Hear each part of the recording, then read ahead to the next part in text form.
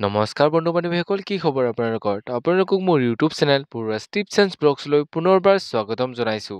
যিসকল বন্ধু বান্ধৱীয়ে আছাম পুলিচৰ নিউ ভেকেঞ্চি, আছাম ফৰেষ্টৰ নিউ ভেকেঞ্চিৰ বাবে ৱেইট কৰি আছে, তেওঁলোকৰ বাবে এটা বহুতেই ভাল খবৰ যে ফাইনেলি নৱেম্বৰ মাহত আহিব পুনৰ ইয়াৰ বহুতো নতুন পদ। কিমান মান পদ আহিব পাৰে, সঁচাকৈ নৱেম্বৰ মাহত আহিব নেকি ইয়াৰ পদসমূহ, সকলো ডিটেইলছ সহকাৰে আপোনালোকক এই ভিডিঅ'টোৰ যোগেদি জনাম। চাই যাওক ভিডিঅ'টো লাষ্টলৈকে।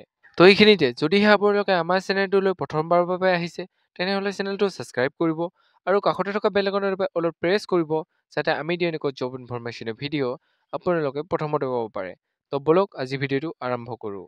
যদিহে আমি ভেকেঞ্চি কিমান আহিব বুলি কওঁ, তেন্তে এইবাৰ আছাম পুলিচ আৰু আছাম ফৰেষ্টৰ ভেকেঞ্চি মিলাই প্ৰায় 5,000 মান ভেকেঞ্চি হোৱাৰ সম্ভাৱনা আছে। এতিয়া হয়তো বহুতে ক'ব যে মই কেনেকৈ গম পালোঁ।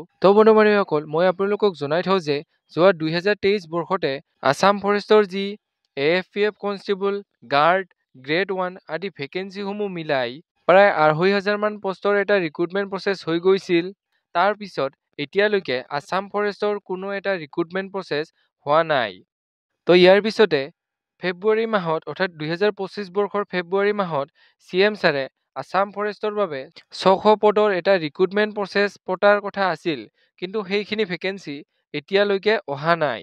2023ৰ পৰা আজিলৈকে যিমানখিনি ভেকেঞ্চি খালী হৈ আছে, যদিহে এই ভেকেঞ্চিখিনি এইবাৰ অৰ্থাৎ অহা নৱেম্বৰ মাহত আহিবলগীয়া আছাম পুলিচৰ ভেকেঞ্চিখিনিৰ লগতে যদি আছাম ফৰেষ্টৰ ভেকেঞ্চিখিনি আহে, তেন্তে সেই ভেকেঞ্চিখিনি মিলাই প্ৰায় 5,000 মান ভেকেঞ্চি হোৱাৰ সম্ভাৱনাই আছে। যদিহে নৱেম্বৰ মাহত সঁচাকৈয়ে আছাম পুলিচৰ লগতে আছাম ফৰেষ্টৰ ভেকেঞ্চিখিনিও আহে, তেন্তে আপোনালোকৰ বাবে এটা বাম্পাৰ অফাৰ হ'ব, কাৰণ এই আছাম ফৰেষ্টৰ ভেকেঞ্চিখিনিত বয়সৰ সময়সীমাও বহুত দিয়া হয়। অৰ্থাৎ আছাম পুলিচৰ ABUBৰ বাবে বয়স বেছি হোৱা কেণ্ডিডেটসকলেও আছাম ফৰেষ্টৰ গাৰ্ড বা গ্ৰেড 1ত অনলাইন এপ্লাই কৰিব পাৰে। আৰু ইয়াৰ লগতে আছাম ফৰেষ্টত ছোৱালীসকলৰ বাবে হাইটটো বহুত কম বিচৰা হয়। যিসকল কেণ্ডিডেটৰ হাইটটো কম আছে, তেওঁলোকৰ বাবে এইটো এটা সুবিধা হ'ব। যদিহে আপোনালোকে নেজানে যে আছাম ফৰেষ্টৰ চিলেকশ্যন প্ৰচেছ কেনেকুৱা হয়, আছাম পুলিচৰ চিলেকশ্যন প্ৰচেছ কেনেকুৱা হয়, তাৰ ওপৰত মই ডিটেইলছ ভিডিঅ' বনাই থৈছোঁ। আপোনালোকে ভিডিঅ'টো চাই ল'ব।